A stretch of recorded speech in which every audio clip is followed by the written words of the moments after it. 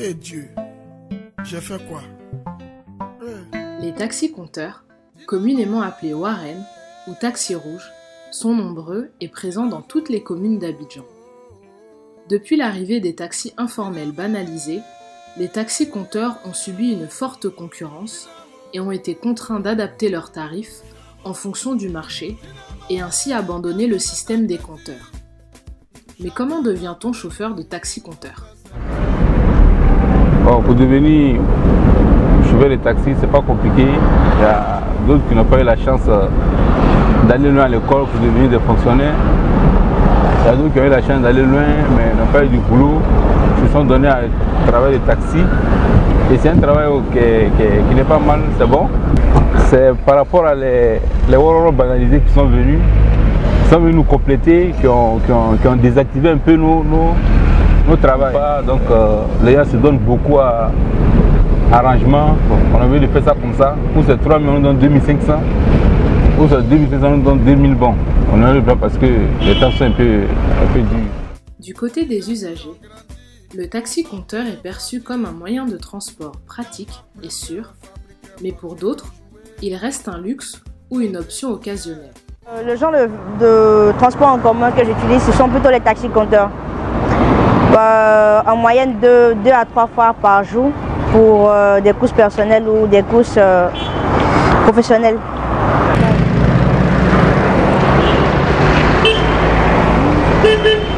Bonjour chauffeur, je vais à la Yokoubo. Oui. T'as donné 2000, ça peut aller. Ça va aller. Ok, merci. Je prends les taxis compteurs lorsque je dois aller à une cérémonie, à des sorties. Et puis bon, quand je suis pressée aussi, je prends les taxis. Bon, le point positif concernant les taxis compteurs, c'est qu'avec les taxis compteurs, on a la possibilité de négocier le tarif avec le chauffeur, le conducteur. Et l'inconvénient, c'est que certains chauffeurs du taxi compteur, bien évidemment, ne sont vraiment pas des chauffeurs de qualité. C'est-à-dire qu'ils roulent, voilà, ils ne respectent pratiquement pas les codes de la route, ils ne respectent pratiquement rien.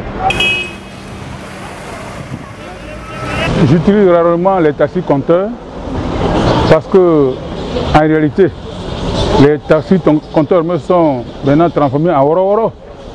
On s'associe selon les distances, 600 francs, 500 francs.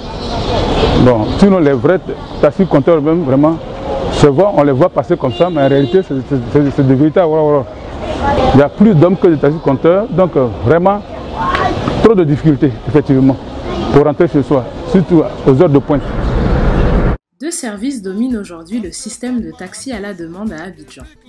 D'un côté, les taxis ivoires, gérés par des associations de particuliers qui possèdent leur propre parc automobile et s'appuient sur un réseau de chauffeurs affirmés et d'entreprises de taxi locales existantes. Autre option, l'application mobile Yango, dotée d'un accès rapide via un smartphone, est un service géolocalisé et sécurisé à un prix fixé en fonction de la distance à parcourir et de la circulation en ville. Il s'appuie sur l'ensemble de la cartographie des taxis d'Abidjan et facilite ainsi la mobilité urbaine des usagers, une alternative à l'inévitable négociation avec les chauffeurs de taxis compteurs habituels.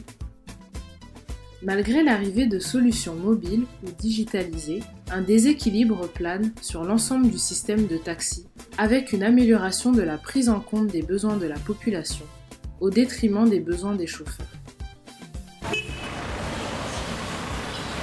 Avant que les Ivoires même ne sortent, on avait été recrutés pour être formés pour conduire Ivoire.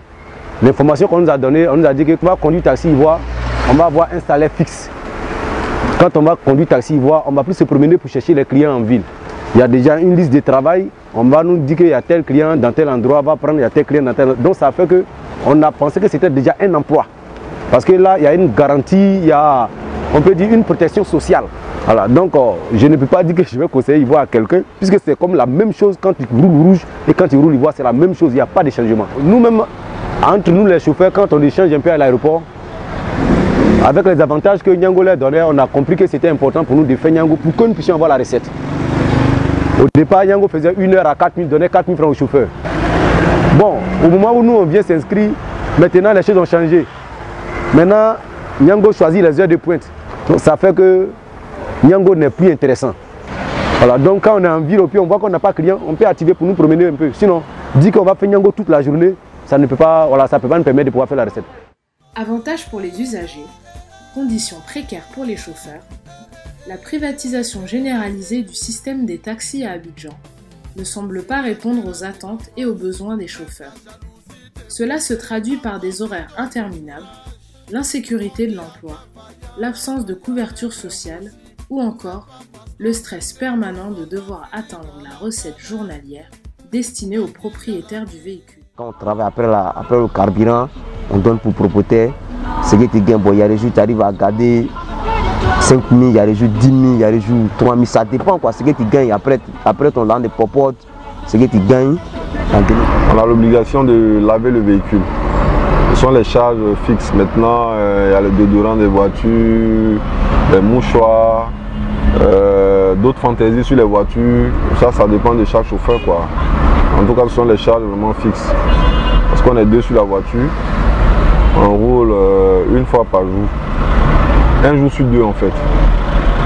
Donc chaque soir, ou alors le lendemain matin très tôt, vous avez lavé la voiture, vous allez avec votre second à la station, vous faites le plein de la voiture, vous lui remettez les clés et il va travailler à son tour.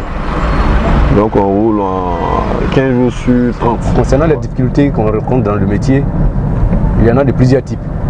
Quand on prend un client à l'aéroport et qu'on envoie à une commune, quelle que soit la commune, il y a un prix qui est déjà dans le taxi. Donc tous les prix sont dedans, quelles que soient les communes. Vous voyez les prix? Voilà, chaque commune a son prix. Quand le ministre a créé la ligne Ivoire à l'aéroport, il y a les agents de OFT, c'est-à-dire les agents qui sont chargés de la fluidité de transport à l'aéroport. On interdit les taxis Ivoire de pouvoir tenir compte des prix qui sont fixés dans le compteur. Bon, jusqu'à présent, nous les chauffeurs, on ne sait pas pourquoi. Donc ça fait que ça nous empêche de travailler complètement. On ne peut pas faire la recette qu'on nous demande, qui est énorme d'ailleurs, qui dépasse la recette des autres taxis. Et ça fait que ça pèse beaucoup sur les taxis ivoires. Donc sincèrement, c'est une très grande difficulté. Les recettes qu'on nous demande même, c'est déjà élevé. La recette la moins élevée, c'est 20 000 francs. Alors que les autres taxis ordinaires, la recette c'est 17 000.